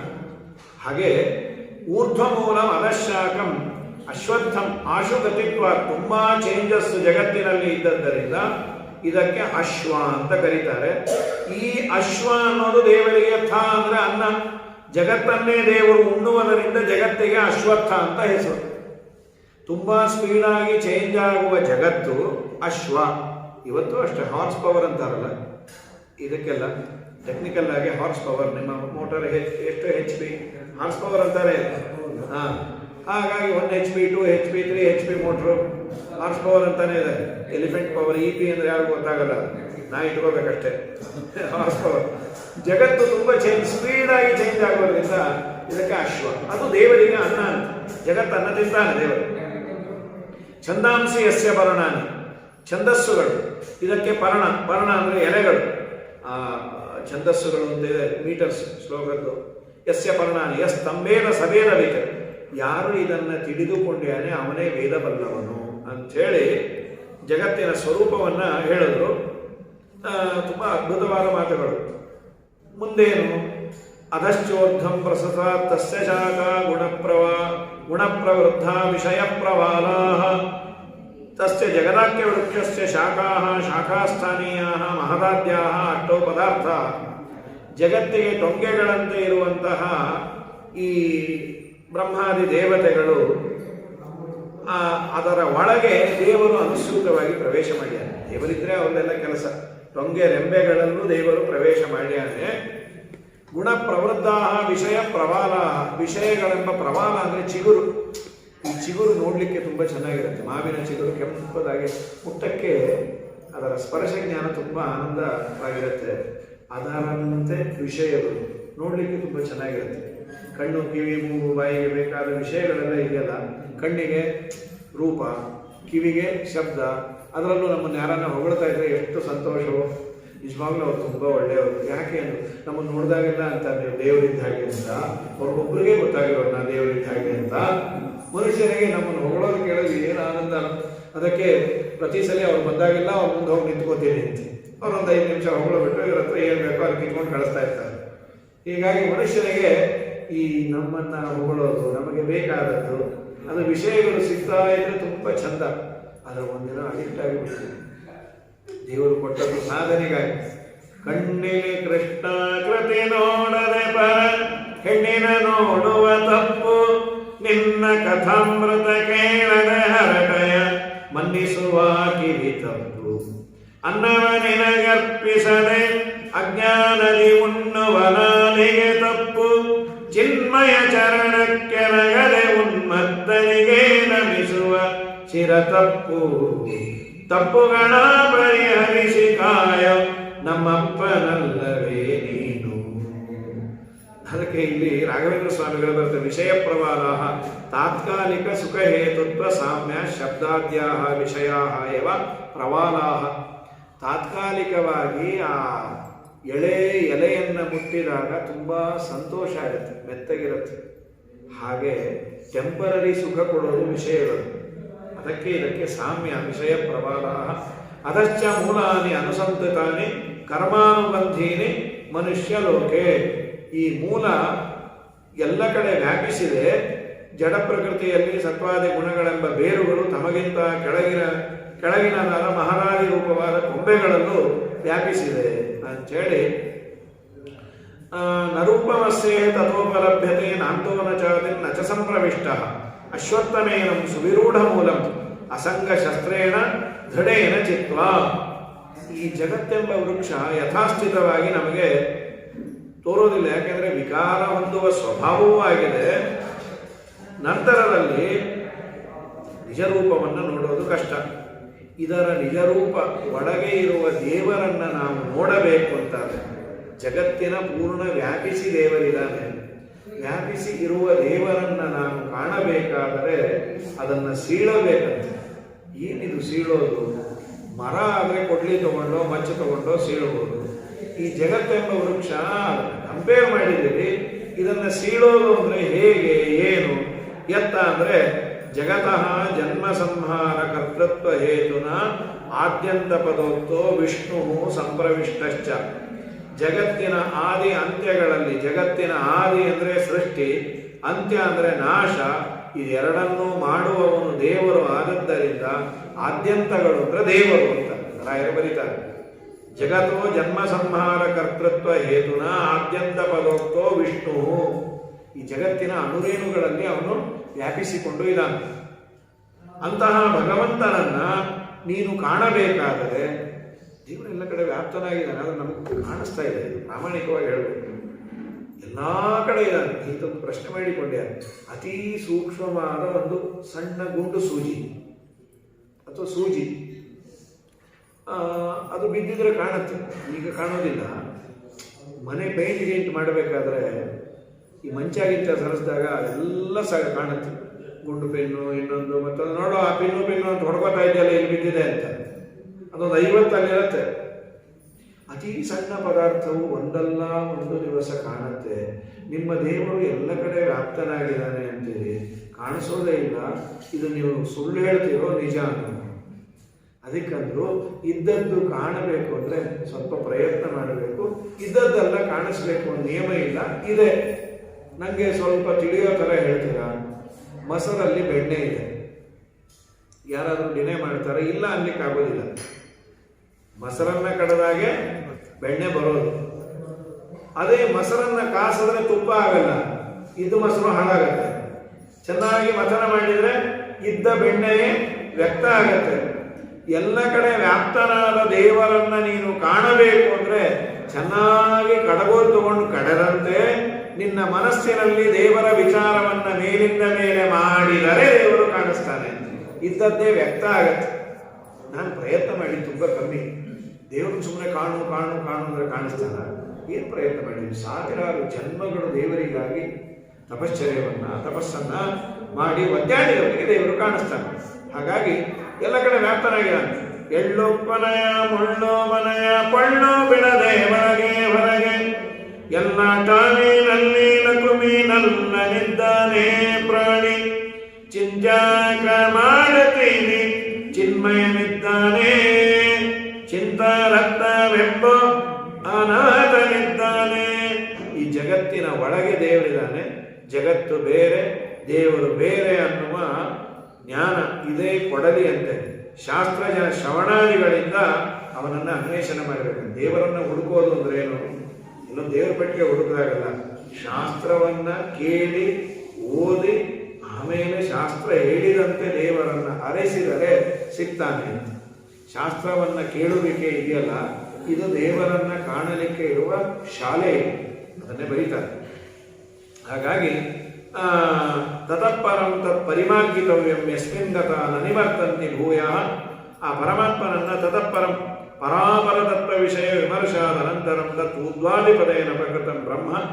ಪರಾಪರ ತತ್ವಕ್ಕೆ ನಿಯಾಮಕನಾದ ಭಗವಂತನನ್ನ ನೀನು ನೋಡಬಹುದು. ಒಮ್ಮೆ ನೋಡಿದೆ ಅಂತಾದರೆ ಪುನಃ ನೀನು ಸಂಸಾರಕ್ಕೆ ಬರೋದಿಲ್ಲ. ದೇವರ ದರ್ಶನ ಆದರೆ ಇನ್ ದಿ ಸೆನ್ಸ್ ಅಪರೋಕ್ಷ ಜ್ಞಾನ ಆಯಿತು ಅಂದರೆ ಅವನಿಗೆ ಪ್ರಾರಬ್ಧ ಕರ್ಮ ಇದ್ದಷ್ಟು ದಿವಸ ಜನ್ಮಗಳು, ಜನ್ಮ ಎಲ್ಲ ಮುಗಿದ ಅಂತಂದ್ರೆ ಇನ್ನು ಲಿಂಗದೇಹ ಭಂಗಾಗಿ ದೇವರ ಮನೆಗೆ ಹೋಗ್ತಾನೆ. ನಿರ್ಮಾಣ ಮೋಹ ಜಿತಸಂಗ ದೋಷ ಅಧ್ಯಾತ್ಮ ನಿತ್ಯ ವಿನಿವೃತ್ತ ಕಾಮಾಹ ದ್ವಂದ್ವೈರ್ ವಿಮುಕ್ತ ಸುಖ ದುಃಖ ಸನ್ನೆ ಗಚ್ಚಂತ್ಯ ಮೂಢ ಪರಮವ್ಯಯಂತತೆ. ನನ್ನ ಮನೆಗೆ ನೀವು ಬರಬೇಕಾದರೆ ಹೇಗಿರಬೇಕು? ದೇವರು ಹೇಳ್ತಾನೆ ನಿರ್ಮಾಣ ಮೋಹ. ಮಾನ ಮೋಹ ಎರಡು ಬಿಡಬೇಕಂತೆ. ಮಾನ ಬಿಡೋದು ಅಂದ್ರೆ ಏನು? ನಾವು ಅನ್ಕೊಂಡಿರೋ ಮಾನ ಅಲ್ಲ ಅಂತಿರ್ತೀವಲ್ಲ, ಅವ್ರ ಮಾನ ಇಲ್ಲ ಮರ್ಯಾದೆ ಇಲ್ಲ ಅಂತ, ಅದಲ್ಲ. ಮಾನ ಅಂದ್ರೆ ಅಭಿಮಾನ. ನಾನು ದೊಡ್ಡವನು ಅನ್ನೋ ಈಗೋಯಿಸಮ್ ಬಿಡು ಅಂತಾರೆ. ನಾನು ದೊಡ್ಡವನು, ನನಗೆ ಹಾಗಂದ್ರು, ನನಗೆ ಹೀಗಂದ್ರು. ಇಡೀ ಜೀವನ ನಾವು ಯಾರಿಗೋ ಮೇಲೆ ದ್ವೇಷ ಸಾಧಿಸ್ತಾ ಇರ್ತೀವಿ. ನಂಗೆ ಅವ್ರು ಅಂದಿದ್ದಾರೆ, ಅವರು ಕೆಳಗೆ ಬೀಳೋವರೆಗೂ ನಾವು ರಾಯರನ್ನು ನೋಡಲ್ಲ ಅಂತ ಪ್ರತಿಜ್ಞೆ ಮಾಡಿ. ರಾಯರಿಗೆ ಕೈಯಲ್ಲಿ ನೋಡ್ರೆ ಇದ್ರೆ ಏನೇ ಸೇವೆ ಮಾಡಿಸಿದ್ರು ನಿಮ್ಗೇನು ಒಳ್ಳೇದಾಗಬೇಕಾ? ಇಲ್ಲ ಇಲ್ಲ, ನಮ್ಮ ಪಕ್ಕದ ಮನೆಯವರು ಕಾಲು ಮುರಿಬೇಕು ಅಂತ ನೀವು ಮಾಡಿ ಅಂತ. ಅದಕ್ಕಲ್ಲ, ನಿರ್ಮಾಣ ಮೋಹ. ಮಾನಮೋಹಗಳು ಭಗವತ್ ಪ್ರತಿಪತ್ತವು ಸಾಧನಾಂತರಾಣ್ಯ ನಿರ್ಮಾಣ ಮಾನಮೋಹಾಭ್ಯಾಂ. ಮಾನ ಅಂದ್ರೆ ಅಹಂಕಾರ, ಮೋಹ ಅಂದ್ರೆ ಮಿಥ್ಯಾಜ್ಞಾನಾಭ್ಯಾಂ ನಿರ್ಗತಃ ತಾಭ್ಯಾಂ ಹೀನ. ಯಾವ ವ್ಯಕ್ತಿಗೆ ಅಹಂಕಾರ ಇಲ್ಲ, ನಾನು ದೊಡ್ಡವನು, ನಾ ಮಾಡೋದೇ ಸರಿ, ಇರಬಾರದು. ಇನ್ನೊಬ್ಬನು ಮಾಡೋದನ್ನು ಗೌರವಿಸಬೇಕಲ್ಲ. ಒಬ್ಬೊಬ್ಬರಿಗೆ ಒಂದೊಂದು. ಒಬ್ಬ ಶಾಸ್ತ್ರದ ಅಧ್ಯಯನವನ್ನು ಮಾಡಿ ದೇವರನ್ನು ತಿಳಿದಂತಹ ಒಬ್ಬ, ಇನ್ನೊಬ್ಬನಿಗೆ ಶಾಸ್ತ್ರಾಧ್ಯಯನ ಮಾಡಲಿಕ್ಕಾಗಿಲ್ಲ. ಅವನಿಗೆ ಅನುಕೂಲ ಇದೆ, ಬುದ್ಧಿಯೆಲ್ಲ ಇದೆ, ಮನೆಯಲ್ಲಿ ವಯೋವೃದ್ಧರಾದ ತಂದೆ ತಾಯಿಗಳಿದ್ದಾರೆ, ಅವರ ಸೇವೆಯನ್ನು ಮಾಡಿಕೊಂಡಿದ್ದೆ ನಾನು. ನನಗೆ ಪಾಠ ಪ್ರವಚನಕ್ಕೆ ಬಂದರೆ ಅವರನ್ನು ನೋಡ್ಕೊಂಬೋದು ಯಾರಿಲ್ಲ. ಅಂಥ ಸಂದರ್ಭದಲ್ಲಿ ಅದು ಒಂದು ದೊಡ್ಡ ದೇವರ ಪೂಜೆನೆ. ಏನು ಪ್ರಯೋಜನನೇ ಇಲ್ಲ, ನಿನ್ನ ಪುಸ್ತಕ ಅಂದ್ರೆ ಏನೋ ಗೊತ್ತಿಲ್ಲ. ಅವನು ಗೊತ್ತಿಲ್ಲ ಸ್ವಾಮಿ, ಬರ್ಲಿಕ್ಕೆ ಆಗ್ತಾ ಇಲ್ಲ ಪಾಠಕ್ಕೆ. ನೋ ನೋ ನೋ, ಇದೆಲ್ಲ ಅನ್ಯಾಯ. ನಿನ್ನ ಅಪ್ಪ ಅಮ್ಮ ನೋಡ್ಕೊಂಡ್ರೆ ಅವ್ರು ಇವತ್ತಲ್ಲ ನಾಳೆ ಹೋಗ್ತಾರೆ, ಭಗವದ್ಗೀತೆ ಜಾತಸ್ಯ ಧ್ರುವ ಮೃತ್ಯು ಅಂತ ಹೀಗೆ ಕೂತ್ರೆ ದೊಡ್ಡ ಪುಸ್ತಕ ತಂದು ಅವ್ರ ತಲೆ ಮೇಲೆ ಎತ್ತಾಕ್ಬಿಟ್ರೆ ಗೋವಿಂದ ಅಲ್ಲ. ಇನ್ನೊಬ್ಬನಲ್ಲಿ ಒಬ್ಬ ಗೋಸೇವೆಯನ್ನು ಮಾಡ್ತಾನೆ, ಇನ್ನೊಬ್ಬ ತಂದೆ ತಾಯಿಯ ಸೇವೆಯನ್ನು ಮಾಡ್ತಾನೆ, ಅದು ಒಂದು ದೇವರ ಪೂಜೆ. ಅದನ್ನ ನಾನು ಗೌರವಿಸದೆ ನಾನು ಮಾಡುವುದು ಮಾತ್ರ ದೇವರ ಪೂಜೆ. ಶಾಸ್ತ್ರಾಧ್ಯಯನವೋ ಅಥವಾ ಒಳ್ಳೆ ಮಡಿಯಲ್ಲಿ ದೇವರ ಪೂಜೆ ಮಾಡೋದು, ಇದು ಮಾತ್ರ ದೇವರ ಪೂಜೆ ಅಂತಂದ್ರೆ ಅದು ತಪ್ಪು ಅಂತಾರೆ. ಈಗ ಭಾಗವತನ ಆಚಾರ್ಯ ತಾತ್ಪರ್ಯವನ್ನು ಬರೀತಾರೆ, ನನ್ನ ಭಕ್ತನನ್ನ ದ್ವೇಷ ಮಾಡಿದರೆ ನನಗೆ ತುಂಬ ಬೇಜಾರು, ನಾನು ನಿಮ್ಮನ್ನು ನೋಡೋದೇ ಇಲ್ಲ ಅಂತ. ಯಸ್ತಾನ್ ದ್ವೇಷ್ಟಿ ಸತಾನ್ ದ್ವೇಷ್ಟಿ ಯಸ್ತಾನ್ ಅನುಚತಾನಂ. ಅದಕ್ಕೆ ಮಾನ ಮೋಹ. ಮಾನ ಅಂದ್ರೆ ಅಹಂಕಾರ, ಮೋಹ ಅಂದ್ರೆ ವಿಪರೀತ ಜ್ಞಾನ. ಇದೆರಡೂ ಇಲ್ಲ ಅಂದ್ರೆ ಜಿತ ಸಂಘದೋಷ. ಸಂಘದೋಷ ಅಂದ್ರೆ ಜಿತ ವಿಷಯ ಸಂಘದೋಷ. ವಿಷಯಾಸಕ್ತಿ ಎಂಬ ದೋಷವನ್ನ ನಾವು ದೂರ ಮಾಡಿರಬೇಕಂತೆ. ಆಧ್ಯಾತ್ಮ ನಿತ್ಯ. ಆಧ್ಯಾತ್ಮ ಜ್ಞಾನೇ ಭಗವತ್ ಶ್ರವಣಾರು ನಿರತಾ. ಭಗವಂತನ ಬಗ್ಗೆ ಹೇಳುವಂತಹ ಶಾಸ್ತ್ರದಲ್ಲಿ ನಿರತರಾಗಿರ್ಬೇಕು. ಕೇಳೋದು ಸ್ವಲ್ಪ ಅದನ್ನು ಕೇಳಿ ಅಂತ. ಅವನ ಶ್ರವಣ ಮನನ ನಿಧಿಧ್ಯಾಸನ ಆವಿನ್ನುವಿನ ಭಕ್ತಿ ಮಹಾಪ್ರಸದಂಗಳು ಕೈವಲ್ಯ ಪದಕಿ ಕಿರಣೀಚಣಿಕೆಂದು ಭಾವಜ್ಞರು ಪೆಳುವರು. ವೀರ ಭಾವಜ್ಞರು ಪೆಳುವರು. ಜೀವಕ್ಕೆ ಜವನ ಬದೆಗಳನ್ನು ತಪ್ಪಿಸಿ ಪಾವನ ವೈಕುಂಠಪುರದೊಳಗೆಂದೆಂದು ಆವಾಸವ ಮಾಡಿ ಸುಖಿಸಬೇಕಾದರೆ ಸೇವಿಸು ವೈಷ್ಣವರ. ನೀ ಸೇವಿಸು ವೈಷ್ಣವರ. ನಾರಾಯಣನ ನೆನೆ ಮನವೇ ನಾರಾಯಣನ ನೆನೆ. ಭಗವಂತನ ವಿಷಯವನ್ನು ಕೇಳೋದಕ್ಕೆ ಆಧ್ಯಾತ್ಮ ನಿತ್ಯ ಅನ್ನೋದಕ್ಕೆ ಅರ್ಥ ಆಗೋದಿಲ್ಲ. ರಾಯರು ಬರೀತಾರೆ, ಭಗವಂತನನ್ನ ತಿಳಿಸಿಕೊಡುವ ವಿಷಯಗಳ ಶ್ರವಣ ಮನನ ಧ್ಯಾನ, ಅದರಲ್ಲಿ ನಿರತನಾಗಿರು. ಶ್ರವಣಾದೋ ನಿರತಾಃ ವಿಶೇಷತೋ ನಿವೃತ್ತ ವಿಷಯ ತೃಷ್ಣಾಃ ಸುಖ ದುಃಖ ಸನ್ನೈಃ ದ್ವಂದ್ವೈರ್ ವಿಮುಕ್ತಾಃ ಸುಖ ದುಃಖಗಳು ಏನಾದರೂ ಒಂದೇ ಥರ ಇರೋ ಅದೆಲ್ಲ ಪ್ರಾಕ್ಟೀಸ್ ಇಲ್ಲ. ಈಗ ನಾವು ಹೊಡ್ಕೋತಾ ಇದ್ದೀವಿ, ಮಳೆ ಬಂದರೂ ಹೊಡ್ಕೋತೀವಿ. ಇನ್ನೊಂದು ವಾರ ಮಳೆ ನಿಂತ ಆದ್ಮೇಲೆ ಕೆಟ್ಟ ಬಿಸಿಲಾದ್ರೆ ಯಾವ ಸಾಕಾಗೋಯ್ತು ಈ ಡಿಸೆಂಬರಲ್ಲಿ ಏನು ಬಿಸಿಲು ಅಂತ. ದೇವರಂತ ನಿಮ್ಗೆ ಏನು ಕೊಡಬೇಕು? ಮಳೆ ಕೊಟ್ಟರು ಹೊಡ್ಕೋತೀವಿ, ಬಿಸಿಲು ಮಳೆ ಅಂತೂ ಸಾಕಾಗಿದೆ ಈಗ. ಇದನ್ನು ಬೈಬಾರ್ದು, ಯಾವುದನ್ನು ಬೈಬಾರ್ದು. ಎಷ್ಟು ಬೈಕೋತೀವೋ. ಒಂದು ಬಟ್ಟೆ ಒಣಗ್ತಾ ಇಲ್ಲ, ವಾಷಿಂಗ್ ಮಿಷಿನಲ್ಲಿ ಇದ್ದಿದ್ದು ಅಲ್ಲೇ ಇದೆ, ಬಟ್ಟೆ ಒಣಗಿದ ಧೋತ್ರಗಳು ಒಣಗ್ತಾ ಇಲ್ಲ, ಒದ್ದೊದ್ದೇ ಉಟ್ಕೊಂಡು ಪೂಜೆ ಮಾಡ್ತಾ ಇದ್ದೇವೆ. ಹಾಗಾಗಿ ದೊಂದೇ ಸುಖ ದುಃಖಗಳು ಇದು ಜೀವನದ ಧರ್ಮ. ನಾನು ಹಿಂದೆ ಮಾಡಿದ ಪಾಪ ಪುಣ್ಯದ ಮೇಲೆ ಇವತ್ತು ಸುಖ ದುಃಖಗಳನ್ನು ದೇವರು ಕೊಡ್ತಾನೆ. ಜ್ಞಾನಿಗಳಿಗೆ ಅನುಸಂಧಾನ ಇರುತ್ತೆ. ಸುಖವಾಗಲಿ ಬಹು ದುಃಖವಾಗಲಿ ಸಖ ನೀನಾಗಿರು ಪಾಂಡುರಂಗ. ಸುಖವೋ ದುಃಖವೋ ಏನು ಕೊಡ್ತೇವೆ ಕೊಡು, ನಿನ್ನನ್ನು ಮರೀದೇ ಇರೋ ಥರ ಭಾವನೆಯನ್ನು ಕೊಡು. ಗಚ್ಚತ್ಯಮೂಢಾಹ, ಅಂಥವನು ನನ್ನ ಮನೆಗೆ ಬರಬಹುದು. ಇದು ದೇವರ ಮನೆಗೆ ಹೋಗಲಿಕ್ಕೆ ಇರುವ ದೊಡ್ಡ ಸಾಧನ. ನಿರ್ಮಾಣ ಮೋಹ, ಮಾನ ಮೋಹ. ಮಾನ ಅಂದರೆ ಅಹಂಕಾರ, ಮೋಹ ಅಂದರೆ ಮಿಥ್ಯಾಜ್ಞಾನ ಇರಬಾರದು. ವಿಷಯಗಳ ಸಂಘದಿಂದ ಬಂದ ದೋಷವನ್ನು ದೂರ ಮಾಡ್ಕೋಬೇಕು. ಅಧ್ಯಾತ್ಮ ನಿತ್ಯ, ಶ್ರವಣ ಮನನಾದಿಗಳಲ್ಲಿ ಆಸಕ್ತರಾಗಿರಬೇಕು. ವಿನಿವೃತ್ತ ಕಾಮಾಹ, ಕಾಮಾದಿಗಳು ಬಯಕೆಗಳನ್ನು ಬಿಟ್ಟಿರಬೇಕು. ಸುಖ ದುಃಖ ಸಂಜ್ಞೇಹಿ ದ್ವಂದ್ವೈಹಿ ವಿಮುಕ್ತ, ಸುಖವೋ ದುಃಖವೋ ಏನು ಬಂದರೂ ದೇವರನ್ನ ನಂಬಿರೋದನ್ನು ಬಿಡಬಾರದು. ಇಂಥವರು ನನ್ನ ಮನೆಗೆ ಬರಬೇಕು. ಸರಿ ಸ್ವಾಮಿ, ನಿನ್ನ ಮನೆ ಹೇಗಿದೆ ಎಂದು. ನ ತದ್ಭಾಸಯತೆ ಸೂರ್ಯೋ ನ ಶಶಾಂಕೋ ನ ಪಾವಕಃ ಯದ್ಗತ್ವಾ ನ ನಿವರ್ತಂತೆ ತದ್ಧಾಮ ಪರಮಂ ಮಮ. ನನ್ನ ಮನೆಯಲ್ಲಿ ಸೂರ್ಯನ ಬೆಳಕಿಲ್ಲ, ಚಂದ್ರನ ಬೆಳಕಿಲ್ಲ. ಬೆಳಕಿಲ್ಲ ಅಂತಲ್ಲ, ಕತ್ಲಾಗಿದೆಯಾ ಅಂದ್ರು ಅಲ್ಲ. ಸೂರ್ಯನ ಬೆಳಕು ನನ್ನ ಮನೆಯಲ್ಲಿ ನನ್ನ ತೇಜಸ್ಸಿನ ಮುಂದೆ 0 ಕ್ಯಾಂಡು ಬಲ್ಬ್ ಇದ್ದಾಗಿರುತ್ತೆ. ವಿಡಿಯೋ ಲೈಟ್ ಮುಂದೆ ದೇವರ ಅದ್ಭುತವಾದ ತೇಜಸ್ಸಿನ ಮುಂದೆ ಸೂರ್ಯ ಇಷ್ಟಾಗಿ ಬಿಡ್ತಾನೆ. ಚಂದ್ರ ಹೊಳೆಯಲ್ಲ, ಯಾರು ಹೊಳೆಯಲ್ಲ ಇನ್ ದಿ ಸೆನ್ಸ್ ನನ್ನ ಬ್ರೈಟ್ನೆಸ್ಸಿನ ಮುಂದೆ ಅವರೇನೂ ಅಲ್ಲ. ಮತ್ತೆ ನನ್ನ ಮನೆ ಎಂಥದ್ದು ಅಂದರೆ, ಒಮ್ಮೆ ನನ್ನ ಮನೆಗೆ ಬಂದ ಮೇಲೆ ಪುನಃ ವಾಪಸ್ ಬರಲ್ಲ ಅಂದ್ರೆ ಸಂಸಾರಕ್ಕೆ ಬರಲ್ಲ.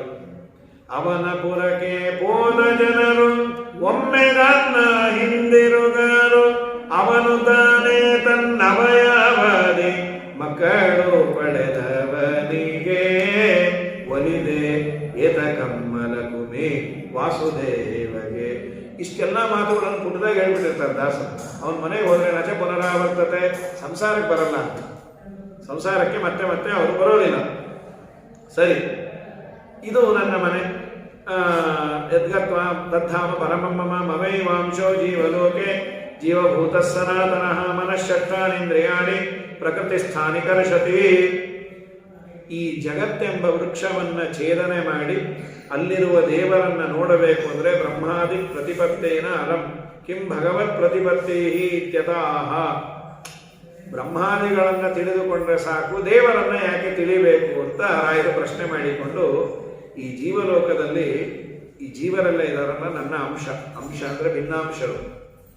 ಅದೊಂದು ತುಂಬ ದೊಡ್ಡದು. ಆಚಾರ್ಯರು ಎಲ್ಲೇ ಅಂಶ ಅಂತ ಬಂದರೆ ಅಭಿನ್ನಾಂಶ ಮತ್ಸ್ಯ ಕೂರ್ಮ ವರಾಹ ನಾರಸಿಂಹ. ಜೀವರೆಲ್ಲರೂ ದೇವರಿಂದ ಅತ್ಯಂತ ಭಿನ್ನರು, ದೇವರ ಪೂರ್ಣ ಅಧೀನದಲ್ಲಿರುವವರು.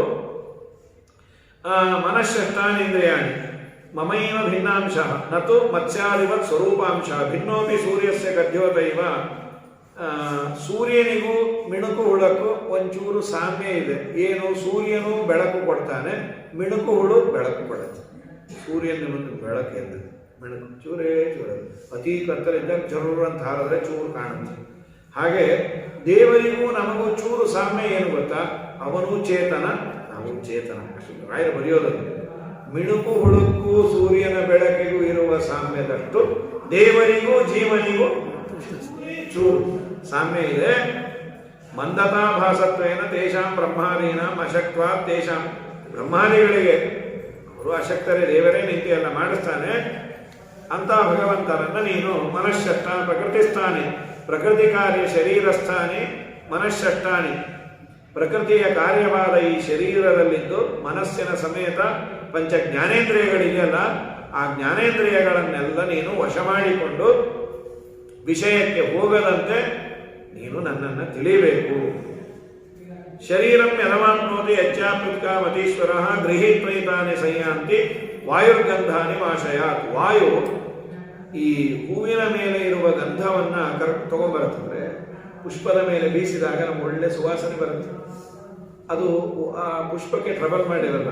ಹಾಗೆ ವ್ಯಕ್ತಿ ಹೋಗಬೇಕಾದರೆ ಜೀವ ಸ್ವಸಾಮರ್ಥ್ಯದಿಂದ ಪರಮಾತ್ಮ ಯಾವಾಗ ಜೀವನ ಇರ್ತಾನೆ ಆಗ ಮಾತ್ರ ಅವನ ಪ್ರೇರಣೆಯಿಂದ ಜೀವ ತನ್ನ ಇಂದ್ರಿಯಗಳನ್ನು ವಿಷಯಗಳ ಕಡೆಗೆ ಸೆಳೀತಾನೆ. ಪರಮಾತ್ಮ ಯಾವಾಗ ಜೀವ ಶರೀರದಿಂದ ಹೊರಗೆ ಹೋಗ್ತಾನೋ ಆಗ ಜೀವನೂ ಹೋಗಲೇಬೇಕು. ನಾನು ಇರ್ತೇನೆ, ನಂದು ಈ ದೇಹ, ನೀ ಬದಲೇಬೇಕಪ್ಪ ಅಂತ ಕರ್ಕೊಂಡು ಹೊರಟೋಗ್ತಾನೆ ಜೀವನನ್ನು. ಇಷ್ಟು ಹೇಳಿ ಭಗವಂತನನ್ನ ಯದಾದಿತ್ಯ ಗದಂ ತೇಜ, ಸೂರ್ಯನಲ್ಲಿರುವ ಬೆಳಕು ನನ್ನದು, ಚಂದ್ರನಲ್ಲಿರುವ ಬೆಳಕು ನಂದು. ಬೆಳಕು ನಂದು ಅಂದ್ರೆ ಏನು? ನನ್ನ ತೇಜಸ್ಸಿನಿಂದ ಅವನು ಬೆಳಗೋದು. ಸ್ವತಂತ್ರವಾಗಿ ನಾನು ಯಾರಿಗೂ ಏನನ್ನೂ ಕೊಟ್ಟಿಲ್ಲ. ಅಗ್ನಿಯಲ್ಲಿರುವ ಬೆಂಕಿ ನಂದು. ಭೀಷಾಸ್ಮಾದ್ವಾದ ಪವತಿ ಭೀಷೋದೇತಿ ಸೂರ್ಯ ಅಂತ ಉಪನಿಷತ್ತು ಹೇಳುತ್ತೆ. ಅದನ್ನೇ ಇಲ್ಲಿ ಹೇಳಿ ಅಹಂ ವೈಶ್ವಾನರೋ ಭೂತ್ವ ಪ್ರಾಣಿನಾಂ ದೇಹಮಾಶ್ರಿತಃ. ಈ ಶ್ಲೋಕ ಹೇಳೋ ಟೈಮು ಇನ್ನೇನು. ಅಹಂ ವೈಶ್ವಾನರೋ ಭೂತ್ವ, ವಿಶ್ವನರ ಸಂಬಂಧಿತ್ವಾತ್ ವೈಶ್ವಾನರ ಅಂತ ನಮ್ಮ ನಿಮ್ಮ ಹೊಟ್ಟೆಯಲ್ಲಿ ಒಂದು ಅಗ್ನಿ ಇದೆ. ತಿಂದ ಅನ್ನ ಆಹಾರವನ್ನು, ಅಗ್ನಿನೂ ಹೌದು ದೇವರು ಹೌದು. ವೈಶ್ವಾನರ ಅಂತ ಅಗ್ನಿ, ವಿಶ್ವನರ ಸಂಬಂಧಿತ್ವಾತ್ ವೈಶ್ವಾನರ ನಾರಾಯಣ ಅಂತ ದೇವರೇ. ತಿಂದ ಅನ್ನವನ್ನ ಪಚನೆ ಮಾಡೋನು ನಮ್ಮ ನಿಮ್ಮ ಹೊಟ್ಟೆಯಲ್ಲಿದೆ, ದೇವರೇ ಅಲ್ಲಿ ಕೂತಿದ್ದಾನೆ. ಪ್ರಾಣಾಪಾನ ಸಮಾಯುಕ್ತ ಪಚಾಮ್ಯನ್ನಂ ಚತುರ್ವಿಧಂ, 4 ಬಗೆಯ ಅನ್ನ. ಏನದು? ಭಕ್ಷ್ಯ ಭೋಜ್ಯ ಲೇಖ್ಯ ಪೇಯ ಅಂತ. ಭಕ್ಷ್ಯ ಭೋಜ್ಯ ಲೇಖ್ಯ ಪೇಯ ಅನ್ನೋದಕ್ಕೆ ಬರೀತಾರೆ. ಬೇರೆ ಏನೋ ಚತುರ್ವಿಧಂ ಅನ್ನಂ ಅಂತ. ಹಲ್ಲಿಂದ ಅಗಿಯೋದು, ನಾಲಿಗೆಯಿಂದ ನೆಕ್ಕೋದು, ಆಮೇಲೆ ರಸವನ್ನು ಆಸ್ವಾದನೆ ಮಾಡೋದು, ಮೆತ್ತಗಿರೋದನ್ನು ನುಂಗೋದು. ಹೀಗೆ ಇವೆಲ್ಲವನ್ನ ನಾನೇ ನಿಮ್ಮೊಳಗೆ ಇದ್ದು ನಿಮಗೆ ಉಂಡು ನಾನು ನಿಮಗೆ ಅದರ ಸಾರವನ್ನು ನಾನು ಸ್ವೀಕಾರ ಮಾಡಿ ಉಂಡ ತೃಪ್ತಿಯನ್ನು ಕೊಡ್ತೇನೆ. ಸರ್ವಸ್ಯ ಚಾಹಂ ಪ್ರತಿಸನ್ನಿವಿಷ್ಟೋ ಮತ್ತ ಸ್ಮೃತಿ ಜ್ಞಾನಂ ಅಪೋಹನಂಚ. ಎಲ್ಲರ ಹೃದಯದಲ್ಲಿ ನಾನು ಇದ್ದು ನನ್ನಿಂದಲೇ ನಿಮಗೆ ಜ್ಞಾನ, ನನ್ನಿಂದಲೇ ನಿಮಗೆ ಅಜ್ಞಾನ, ಎರಡೂ ನನ್ನಿಂದಲೇ. ಮತ್ತ ಸ್ಮೃತಿ ಜ್ಞಾನಂ ಅಪೋಹನಂಚ. ಅಪೋಹನ ಅಂದ್ರೆ ಗೊತ್ತಾಗದೇ ಇರೋದು. ದೇವೈಶ್ಚ ವೇದೈಶ್ಚ ಸರ್ವೇ ಅಹಮೇವ ವೇದ್ಯ. ವೇದಗಳಿಂದ ನಾನೇ ಪ್ರತಿಪಾದ್ಯ. ಅಷ್ಟು ಸ್ಪಷ್ಟವಾಗಿ ದೇವರು ಹೇಳಿ ಲೋಕದಲ್ಲಿ 2 ಬಗೆ. ಏನೇನು? ದ್ವಾಮಿಮೋ ಪುರುಷೋ ಲೋಕೆ ಕ್ಷರ ಅಕ್ಷರ. ಶರೀರ ನಾಶ ಆಗುವಂತಹ ಜೀವರು ಒಂದು, ನಾಶವಿಲ್ಲದ ಶರೀರ ಇರುವ ಜೀವರು ಅಂತ 2. ಯಾರ್ಯಾರು? ಬ್ರಹ್ಮದೇವರ ಪರ್ಯಂತ ಶರೀರ ನಾಶ ಉಂಟು, ಲಕ್ಷ್ಮೀದೇವಿ ಮಾತ್ರ ಶರೀರ ನಾಶ ಇಲ್ಲ. ನಿತ್ಯ ಮುಕ್ತಳೆ ನಿರ್ವಿಕಾರಳೆ, ಅವಳಕ್ಕೆ ಕೂಟಸ್ಥಳು ಅಂತ. ಅದಕ್ಕೆ ಕೂಟಸ್ಥ ಅಂತಂದ್ರೆ ಯಾವ ವಿಕಾರರಹಿತಳು ಅಂತ. ಕೂಟಸ್ಥೋ ಅಕ್ಷರ ಉಚ್ಚತೆ, ಅಕ್ಷರ ಪುರುಷರು ಅಂತ ಕರೀತಾರೆ. ಮುಕ್ತರಿಗೂ ದೇಹನಾಶ ಇಲ್ಲ. ಆದರೆ ಮೊದಲು ದೇಹನಾಶ ಇತ್ತು, ಮುಕ್ತರಾದ ಮೇಲೆ ಇಲ್ಲ. ಲಕ್ಷ್ಮೀದೇವಿ ಯಾವಾಗಲೂ ದೇಹನಾಶ ಇಲ್ಲ. ಇವರಿಬ್ಬರು ದೇಹ ನಾಶ ಆಗುವ ದೇಹ ಉಳ್ಳವರು ಜೀವರು, ದೇಹ ನಾಶವೇ ಇಲ್ಲದ ದೇಹ ಇರುವ ಲಕ್ಷ್ಮೀದೇವಿ. ಇವರಿಬ್ಬರನ್ನ ಮೀರಿಸಿದ ಮತ್ತೊಬ್ಬ ಇದ್ದಾನೆ, ಅವನೇ ಪುರುಷೋತ್ತಮ, ಅವನೇ ನಾನು ಅಂತದೆ.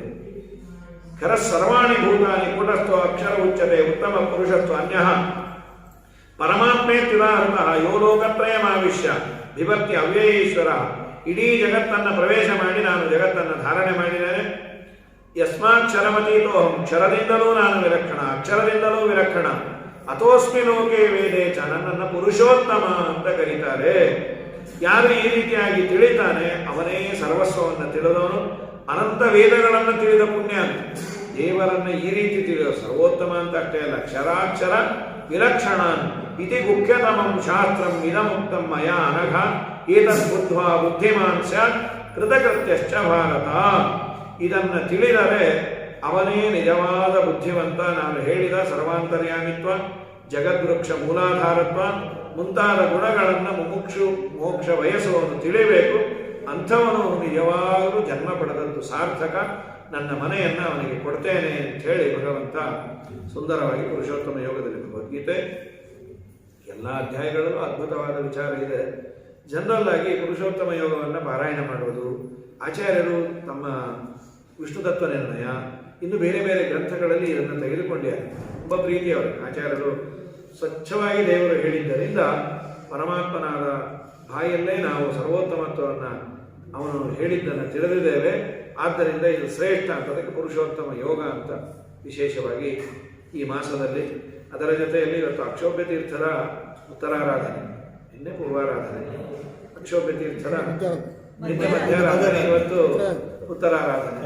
ಬಹಳ ದೊಡ್ಡವರು, ಟೀಕಾಕೃತ್ಪಾದರನ್ನು ಜಗತ್ತಿಗೆ ಕೊಟ್ಟಂತಹ ಮಹಾನುಭಾವರು. ಶುಕವ ಶಿಕ್ಷಿತೋಸ್ಮಿ ಅಂತ ಟೀಕಾರಾಯ. ನನಗೆ ಗಿಣಿಯಂತೆ ಪಾಠ ಹೇಳಿದವರು ಅಕ್ಷೋಭ್ಯ ತೀರ್ಥರು ಅಂತ. ಯಾಕೆಂದರೆ ಆಚಾರ್ಯರ ಗರಡಿಯಲ್ಲಿ ಓದ್ದವರು 4 ಜನ: ಪದ್ಮನಾಭ ತೀರ್ಥರು, ನರಹರಿ ತೀರ್ಥರು, ಮಾಧವ ತೀರ್ಥರು, ಅಕ್ಷೋಭ್ಯ ತೀರ್ಥರು. ಮಧ್ವಾಚಾರ್ಯರ ಸಂಸ್ಥಾನ ಯಾರು ಕೊಡಬೇಕು ತುಂಬ ದೊಡ್ಡ ಗೊಂದಲ. ಯಾಕೆಂದರೆ ವೈರಾಗ್ಯ ಬೇಕು, ಪೂಜೆ ಗೀಜೆ ಮಾಡ್ಕೊಂಡು ಹೋಗ್ಬೇಕು, ಸಿದ್ಧಾಂತವನ್ನು ಉಳಿಸ್ಕೊಂಡು ಹೋಗ್ಬೇಕಲ್ಲ.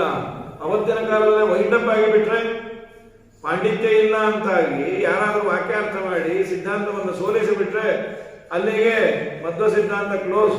ಯಾರು ಕೊಡೋದು ಅಂತ ದೇವರನ್ನೇ ಪ್ರಾರ್ಥನೆ ಮಾಡಿದಾಗ ಅಕ್ಷೋಭ್ಯ ತೀರ್ಥರಿಗೆ ಸ್ವಪ್ನದಲ್ಲಿ ಬಂದು, ಇವತ್ತು ಸೀರೆ ಬಂದು ಬಾಯಿ ಹಚ್ಚಿ ನೀರು ಕುಡಿತಾನೆ, ಅವನಿಗೆ ಕೊಡು. ಊಢ ಸತ್ವರಗಂ ಪಿಪಾಸು ಹೃದಕಂ ಗೌರವತ್ ಪಿಬನ್ನಾಸ್ಯತಃ ಶಿಷ್ಯಸ್ತೆ ಭವಿತಾ ಪುರಾರ್ಜುನ ಇವ ದ್ರೋಣಸ್ಯ ತಸ್ಮಾದ್ಯಶಃ ಭೂಯಾದಿತ್ಯ. ನಿನಗೆ ಒಳ್ಳೆ ಯಶಸ್ಸು ಬರತ್ತವರು ಕೊಡು. ಕಾಯ್ತಾ ಇದ್ದಾರೆ ಟೀಕಾಕೃತ್ಪಾದರು. ಬಂದು ನೀರನ್ನ ಕುದುರೆಗೂ ಕುಡಿಸಿ ತಾವು ಬಾಯಿ ಹಚ್ಚಿ ಕೊಡೋದು. ಕಿಂಪಶು ಪೂರ್ವದೇಹೆ ಬಾ ಅಂತ ಕರೆದು, ನಿಮ್ಗೆ ಆಶ್ರಮ ಕೊಡ್ತೀವಿ ಅಂದರೆ ಆಶ್ರಮ ನಿಮ್ಗೆ ಬೇಕಾಗಿಲ್ಲ ಅಂದ್ರೆ ಇಲ್ಲ, ನನಗೆ ದೇವರು ಸ್ವಪ್ನದಲ್ಲಿ ಹೇಳಿದ್ದಾನೆ, ಕೊಡುವಂದು ನಿಮ್ಗೆ ಹೇಳಿದ್ದಾನೆ, ತಗೊಂಡು ನಂಗೆ ಹೇಳಿಲ್ಲ ಅಂದರು. 18 ವರ್ಷ ಆಗ ಮದುವೆ ಆಗಿದೆ. ಸರಿ, 2 ದಿನ ಅನ್ನ ತಿಂದು ಹೋಗ್ರಿ. 2 ದಿವಸ ಅಕ್ಷೋಭ್ಯ ತೀರ್ಥರು ಮಾಡಿದ ನಿವೇದಿತವಾದ ಅನ್ನ ತಿಂದರೆ ಪೂರ್ಣ ಬದಲಾಗಿಬಿಟ್ಟು, ಸ್ವಾಮಿ ಆಶ್ರಮ ಯಾವಾಗ ಕೊಡ್ತೀರಿ? ಮತ್ತು ನಿಮ್ಮ ಹಿರಿಯರೆಲ್ಲ ಬೈದರೆ ನಾನು ಸನ್ಯಾಸಿ ಆಗ್ಬಿಡ್ತೇನೆ, ಕೊಡ್ರಿ. ಕೊಟ್ಟೆ ಬಿಟ್ಟು ಮುಂದೆ ಅಪ್ಪ ಬಂದು ಎಳ್ಕೊಂಡು ಕರ್ಕೊಂಡು, ನಾವು ಕೊಡಲ್ಲ ಅಂದ್ರಿ, ಮೊದಲು ಕೊಡ್ತೀವಿ ಅನ್ನೋದು ನಿಜ, ಆಮೇಲೆ ಬೇಡ ಅಂದರು, ಅವರೇ ತಗೊಂಡ್ರು. ಮುಂದೆ ಅದ್ಭುತವಾದಂತಹ ಪಾಠವನ್ನು ಹೇಳಿ, ಏನ ಅಕ್ಷೋಭ್ಯ ತೀರ್ಥರ ಭಾಗ್ಯ. ಟೀಕಾಕೃತ್ಪಾದರಂತಹ ಶಿಷ್ಯರನ್ನು ಜಗತ್ತಿಗೆ ಕೊಟ್ಟಿದ್ದು ಅಕ್ಷೋಭ್ಯ ತೀರ್ಥರು. ಬಹಳ ದೊಡ್ಡವರು. ಹೆಜ್ಜೆ ಹೆಜ್ಜೆಗೆ ಅವರನ್ನು ಸ್ಮರಣೆ ಮಾಡ್ತಾರೆ. ಅಕ್ಷೋಭ್ಯ ತೀರ್ಥರನ್ನು ಟೀಕಾಕೃತ್ಪಾದರು ಸ್ವಯಂ ಅಕ್ಷೋಭ್ಯ ತೀರ್ಥರು ವಾಕ್ಯಾರ್ಥವನ್ನು ಮಾಡಿ ಅಂಗಾರದಲ್ಲಿ ನರಸಿಂಹದೇವರನ್ನು ಮುಳಬಾಗಿಲಲ್ಲಿ ಬರೆದು, ಆ ನರಸಿಂಹದೇವರು ಮೂಡಿ, ನಾನು ಮಾಡಿದ ವಾಕ್ಯಾರ್ಥ ಸರಿ ಇದೆ, ನಿನಗೆ ಸಮ್ಮತ ಅನ್ನುವುದಾದರೆ ತತ್ವಮಸಿ ಅಂತ ನಾವೇನು ಹೇಳ್ತೇವೆ, ತತ್ ತ್ವಮಸಿ, ಅವನೇ ನೀನಲ್ಲ, ತ್ವಂ ತದಧೀನೋಸಿ, ಜೀವ ಪರಮಾತ್ಮನ ಅಧೀನ ಅನ್ನುವ ಮಾತು ಸರಿ ಆಗೋದಾದ್ರೆ ನರಸಿಂಹದೇವರು ಮೂಡ್ಲಿ ಅಂತ ಅಂದಿದ್ರೆ, ಅಂಗಾರದಲ್ಲಿ ಬರದದ್ದು ನೀಟಾಗಿ ನರಸಿಂಹದೇವರು ಮೂಡಿದ್ದು. ಇವತ್ತು ಮುಳಬಾಗಿಲಿನಲ್ಲಿ ಯೋಗ ನರಸಿಂಹದೇವರು ಅಕ್ಷೋಭ್ಯ ತೀರ್ಥರು ಬರದಂತಹ ನರಸಿಂಹದೇವರು ಮೂಡಿದ್ದರಿಂದ ಅದು ನರಸಿಂಹ ಕ್ಷೇತ್ರ, ನರಸಿಂಹ ತೀರ್ಥ. ಮುಂದೆ ಶ್ರೀಪಾದರಾಜರಂಥ ಮಹಾನುಭಾವರು ವಿದ್ಯಾಪೀಠ ಮಾಡಿ 100 ಜನರನ್ನು ತಯಾರು ಮಾಡಿ, ವ್ಯಾಸರಾಜರಂತಹ ವಿದ್ವತ್ ಚಕ್ರವರ್ತಿಗಳನ್ನು ತಯಾರು ಮಾಡಿದ ದೊಡ್ಡ ಕ್ಷೇತ್ರ ಅದು ಅಕ್ಷೋಭ್ಯ ತೀರ್ಥರು ಬೀಜ ಬಿತ್ತಿದ ಕ್ಷೇತ್ರ. ಹಾಗಾಗಿ ಅಂಥ ಮಹಾನುಭಾವರ ಆರಾಧನೆಯೂ ಹೌದು. ಒಂದೆರಡು ಗೀತೆಯ ಮಾತುಗಳನ್ನು. ಈ 4ನೇ ಅಧ್ಯಾಯದಲ್ಲಿ ಏನೋ ಸ್ಪೆಷಲ್ ಇದೆಯಲ್ಲ, ಅದೊಂದು ಸೆಂಟೆನ್ಸ್. 4ನೇ ಅಧ್ಯಾಯದಲ್ಲಿ ಈ ಯಾವ ಅಂಶ ಬೇಕು ನಿಮಗೆ? ಗೀತೆಯಲ್ಲಿ ಎಲ್ಲವೂ ಸ್ಪೆಷಲ್ಲೇ. 4ನೇ ಅಲ್ಲ, 4ನೇ ಅಧ್ಯಾಯದಲ್ಲಿ ಯಾವ ಅಂಶ ಅಂತ ಹೇಳಿದ್ರೆ ನಾನು ನಿಮಗೆ ಹೇಳಬೇಕು. ಈ ವೈದಿಕ ಮಾಡುವಾಗ ಓದ್ಬೇಕು ಅಂತಾರೆ, ಅದಕ್ಕೆ ಒಂಚೂರು ವೈದಿಕ ಮಾಡಬೇಕಾದ್ರೆ ಅದೊಂಚೂರು ವಿಷಯ ನೀವು ಕೇಳ್ಕೊಂಡ್ರೆ ಮಾಡೋರ್ಗೆ ಹೇಳಕ್ ಹೇಳ್ತೀವಿ. ನನ್ನ ತಮ್ಮನೇ ಮಾಡ್ತಾನೆ. ಸರಿ ಸರಿ ಸರಿ. ಸಾಮಾನ್ಯವಾಗಿ ವೈದಿಕ ಮಾಡಬೇಕಾದ್ರೆ ಆಯ್ತು, ಇದನ್ನ ನೀವು ಕೇಳಿದ್ದೀರಿ. ಅಥವಾ 7ನೇ ಅಧ್ಯಾಯ ಭಗವದ್ಗೀತೆಗಿಂತ ಕಾಟಕ ಕಾಟಕೋಪನಿಷತ್ ಹೇಳ್ತಾರೆ. ಕಾಟಕೋಪನಿಷತ್ತನ್ನ ಹೇಳಿ ಅಂತ ಹೇಳ್ತಾರೆ. ಅಲ್ಲ, ಅಲ್ಲಿದೆ ಶ್ರಾದ್ದದಲ್ಲಿ ಕಾಟಕ ಉಪನಿಷತ್ತು. ಇಲ್ಲಿ ಏನು ಗೊತ್ತಾ, 4ನೇ ಅಧ್ಯಾಯದಲ್ಲಿ ಹೇಳಿರೋದೇನೆಂದ್ರೆ, ಎಲ್ಲವೂ ಒಂದು ಯಜ್ಞ ಅಂತ ಅನುಸಂಧಾನ ಮಾಡಿ. ಅರ್ಜುನ, ದ್ರವ್ಯ ಯಜ್ಞ, ತಪೋಯಜ್ಞ ಇವೆಲ್ಲವೂ ಇದ್ದಾವೆ. ಯಜ್ಞದ ಪ್ರಭೇದಗಳನ್ನು ಹೇಳಿದ್ದಾರೆ. ಯಾವ ಯಜ್ಞ ಏನು? ಬ್ರಹ್ಮಾರ್ಪಣಂ ಬ್ರಹ್ಮಹವಿ. ನೀವು ಕೇಳಿದ್ದರು, ಇದೊಂದು ಶ್ಲೋಕವನ್ನು ಹೇಳ್ತಾರೆ. ಬ್ರಹ್ಮಾರ್ಪಣಂ ಬ್ರಹ್ಮಹವಿ ಬ್ರಹ್ಮಾಜ್ಞೋ ಬ್ರಹ್ಮಣಾಹುತಂ ಬ್ರಹ್ಮೈವ ತೇನ ಗಂತವ್ಯಂ ಬ್ರಹ್ಮಕರ್ಮ ಸಮಾಧಿನ. ಈ ಶ್ಲೋಕವನ್ನು ಶ್ರಾದ್ದದಲ್ಲಿ, ಯಾವುದೇ ಕಾರ್ಯದಲ್ಲಿ ಅದರಲ್ಲಿ ಶ್ರಾದ್ದದಲ್ಲಿ ಇದನ್ನು ಹೇಳಲೇಬೇಕು ಅಂತ. ಏನಿದರ ಅರ್ಥ? ಬ್ರಹ್ಮಾರ್ಪಣಂ, ಅಂದರೆ ರಾಘವೇಂದ್ರ ಸ್ವಾಮಿಗಳು ಹೇಳಿದ್ದನ್ನೇ ಹೇಳಿ ಏವಂ ತತ್ತೇ ಕರ್ಮ ಪ್ರವಕ್ಷ್ಯಾಮಿ ಪ್ರತಿಜ್ಞಾತಂ ಕರ್ಮಸ್ವರೂಪಂ. ಅರ್ಜುನ ಕರ್ಮದ ಸ್ವರೂಪವನ್ನು ಹೇಳ್ತೇನೆ ನೋಡು ಅಂಥೇಳಿ ಬ್ರಹ್ಮಾರ್ಪಣಂ ಅಂದರೆ ಅರ್ಪ್ಯತೆ ಸಮರ್ಪ್ಯತೆ ಅನೇನ ಇತ್ಯರ್ಪಣಂ ದರ್ವಿ ಪೀಠರಾದಿ ದೇವರಿಗೆ ಅರ್ಪಣೆಯನ್ನ ಮಾಡೋದು. ಏನದು ದೇವರಿಗೆ ಅರ್ಪಣೆ ಮಾಡೋದು ಅಂದರೆ ಹೋಮದಲ್ಲಿ ಹವಿಸ್ಸನ್ನ ಅರ್ಪಿಸಲು ಬಳಸುವ ಸೌಟು ಹಾಗೂ ಪಾತ್ರೆ, ಹೋಮ ದ್ರವ್ಯ ಅಲ್ಲ, ಸೌಟು ಪಾತ್ರೆ ಏನಿದೆ ಮೊದಲಾದವುಗಳನ್ನ ಅರ್ಪಣ ಅಂತ, ಹೀಗೆ ಅರ್ಪಣವೆನಿಸುವ ಸೌಟು ಪಾತ್ರೆ ಮೊದಲಾದವುಗಳಲ್ಲಿ ಭಗವಂತ ಇದ್ದಾನೆ ಅಂತ ಅರ್ಪ್ಯತೆ ಸಮರ್ಪ್ಯತೆ ಅನೇನ ಇತಿ ಅರ್ಪಣಂ ಬ್ರಹ್ಮಚತುರ್ಥ್ ಅರ್ಪಣಂ ಬ್ರಹ್ಮಾರ್ಪಣಂ. ಇನ್ನ ಬ್ರಹ್ಮ ಹವಿ, ಹೋಮದಲ್ಲಿ ಅರ್ಪಿಸುವ ಹವಿಸ್ಸಿಗೂ ಬ್ರಹ್ಮನಿಗೂ ಅಭೇದ ಅಂದರೆ ಅಲ್ಲಿ ಭಗವಂತ ಸದಾ ಸನ್ನಿಹಿತನಾಗಿದ್ದಾನೆ. ಬಳಸುವ ಪಾತ್ರೆಯಲ್ಲಿ ದೇವರು, ಹಾಕುವ ಹವಿಸ್ಸಿನಲ್ಲಿ ದೇವರು. ಬ್ರಹ್ಮಾರ್ಪಣಂ ಬ್ರಹ್ಮ ಹವಿ ಬ್ರಹ್ಮಾಗ್ನೋ ಬ್ರಹ್ಮಚಾಸೋ ಅಗ್ನಿಶ್ಚ ಬ್ರಹ್ಮಾಗ್ನಿ ತಸ್ಮಿನ್ ಬ್ರಹ್ಮಾಗ್ನೋ. ಯಜ್ಞಕುಂಡ ಅಗ್ನಿಗೂ ಬ್ರಹ್ಮನಿಗೂ ಅಭೇದ. ಯಜ್ಞಕುಂಡದ ಇಟ್ಟಿಗೆಗಳಲ್ಲಿ ದೇವರಿದ್ದಾನೆ ಅಂತ, ಎಲ್ಲ ಕಡೆ ದೇವರಿದ್ದಾನೆ. ಬ್ರಹ್ಮಾರ್ಪಣಂ ಬ್ರಹ್ಮ ಹರಿ ಬ್ರಹ್ಮಾಗ್ನೋ ಬ್ರಹ್ಮಣಾಹುತಂ. ಇನ್ನ ಬ್ರಹ್ಮಕರ್ಮ ಸಮಾಧಿನ, ಸಮಾಧಿ ಅಂದರೆ ಧ್ಯಾನ, ಧ್ಯಾನದಿಂದ ಕೂಡಿದ ಅಗ್ನಿಹೋತ್ರಾದಿ ಕರ್ಮಗಳು ಕರ್ಮ ಸಮಾಧಿ ಅಂತ. ಕರ್ಮ ಸಮಾಧಿಗೂ ಬ್ರಹ್ಮನಿಗೂ ಅಭೇದವನ್ನ ಅಂದರೆ ಈ ಅರ್ಪಣ ಅನ್ನೋದಕ್ಕೆ ರಾಯರು ಬರೀತಾರೆ ನೋಡಿ. ಅರ್ಪಣಾದಿ ತ್ವದಧೀನಂ ಯತಸ್ಸರ್ವಂ ಅತಸ್ಸರ್ವೋ ಮತೋ ಭವಾನ್. ಇಡೀ ಜಗತ್ತು ನಿನ್ನ ಅಧೀನ ಆದದ್ದರಿಂದ, ಅದೇ ಪಾತ್ರೆನೇ ದೇವರಲ್ಲ, ಪಾತ್ರೆನೇ ಇಲ್ಲಿ ಆ ಮಾತಿದೆ. ಹಾಕುವ ಸೌಟು ದೇವರು, ಪಾತ್ರೆ ದೇವರು, ಇಟ್ಟಿಗೆಗೂ ದೇವರಿಗೂ ಅಭೇದವನ್ನ ಹೇಳಿದ್ದು ಅಧೀನ ಅಂತ. ಯಾವುದು ಯಾರ ಪೂರ್ಣ ಅಧೀನದಲ್ಲಿ ಇರತ್ತೋ ಅದನ್ನು ಆ ಹೆಸರಿಂದ ಕರಿತೇವಲ್ಲ, ನಾವೆಲ್ಲ ಕರಿತೇವೆ. ತರಕಾರಿ ಬಾ, ಹಾಲು ಬಾ, ಎಲ್ಲವೂ ಅವನ ಅಧೀನ ಆದದ್ದರಿಂದ ಈ ಅನುಸಂಧಾನವನ್ನು ಮಾಡಿ ಬ್ರಹ್ಮೈವತೇನ ಗಂತವ್ಯಂ ಬ್ರಹ್ಮಕರ್ಮ ಸಮಾಧಿನ. ಎಲ್ಲವೂ ಬ್ರಹ್ಮನ ಅಧೀನ ಆಗಿದೆ ಅಂತ ತಿಳಿದು ಯಾವ ಕರ್ಮಾನುಷ್ಠಾನ ಮಾಡ್ತಾನೋ ಅವನು ಮಾತ್ರ ಬ್ರಹ್ಮಸ್ವರೂಪವನ್ನು ಹೊಂದೋದು. ಇದು ಈ ಶ್ಲೋಕ 24ನೇ ಶ್ಲೋಕ, ಗೀತೆಯ 4ನೇ ಅಧ್ಯಾಯದ 24ನೇ ಶ್ಲೋಕದಲ್ಲಿ ಯಾವುದೇ ಯಜ್ಞ ಮಾಡಬೇಕಾದ್ರೆ ಬ್ರಹ್ಮಾರ್ಪಣಂ ಬ್ರಹ್ಮ ಹವಿಹಿ ಬ್ರಹ್ಮಾಗ್ನೋ ಬ್ರಹ್ಮಣಾಹುತಂ ಬ್ರಹ್ಮೈವತೇನ ಗಂತವ್ಯಂ ಬ್ರಹ್ಮಕರ್ಮ ಸಮಾಧಿನ ಅಂತ ಯಾರು ಅನುಸಂಧಾನವನ್ನ ಮಾಡ್ತಾರೆ ಅವರಿಗೆ ಆ ಮಾಡಿದ ಕರ್ಮ ಪೂರ್ಣ ಪ್ರಮಾಣದಲ್ಲಿ ಅನುಗ್ರಹ ದೇವರು ಫಲವನ್ನು ಕೊಡ್ತಾನೆ. ಇದು ಯಜ್ಞಗಳನ್ನು ಆಮೇಲೆ ಮಾತನ್ನ ಯಾರಿಗೂ ನೋವಾಗದಂತೆ ಆಡೋದು ವಾಂಗ್ಮಯ ಯಜ್ಞ, ಕಿವಿಯಲ್ಲಿ ಒಳ್ಳೆಯ ವಿಚಾರಗಳನ್ನು ಹಾಕೊಳ್ಳೋದು ಅದೊಂದು ಯಜ್ಞ, ಹೀಗೆ ದ್ರವ್ಯ ಯಜ್ಞ, ತಪೋಯಜ್ಞ, ಇಂದ್ರಿಯಗಳನ್ನು ನಿಗ್ರಹ ಮಾಡೋದು ಅದು ಒಂದು ಯಜ್ಞ. ಇದು 4ನೇ ಅಧ್ಯಾಯದ 24ನೇ ಬಳಿ. ಹರೇ ನಮಃ ಶ್ರೀಕೃಷ್ಣ.